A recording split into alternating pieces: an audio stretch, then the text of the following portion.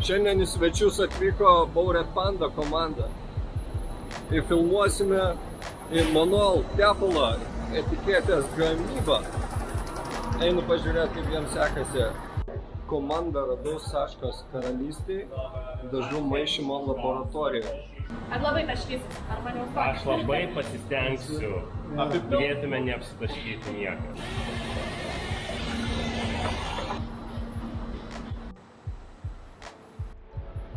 Antra stotelė – dažų pilimas į spaudos įrenginio vonelę.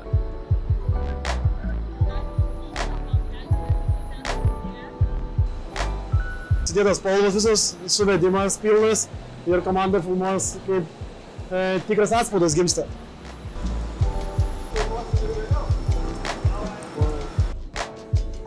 Kirsime įprastą formą ir panaudosim kraną jos užmontavimui.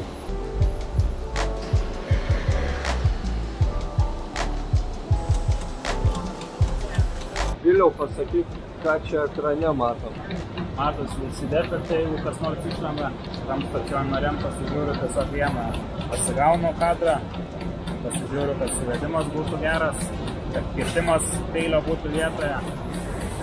Kad mes polijavimo procesą kadrui labai sunkiai matom, tai pasitelkiam papildomą šviesą, kuri duoda atspindį, bliką ir tada geriau matosi, kokia yra medžiaga naudojama. Aš manau, kad mums reikėjo stačių specialiai nešveisti, kad būtų kuo daugiau stalaktitų ir stalagmitų, tai štai būtų tuo gražiau jam.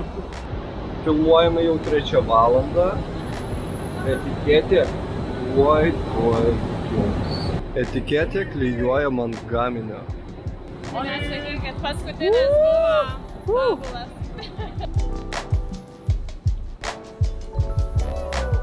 Viskas jau baigiam filmuoti, buvo nerealiai faina, Auriko žmonės tobuli. Ta prasme, tikrai daug kur važiuojam, žinokit, tokio priėmimo, mažai kur būna, tai labai laimingi.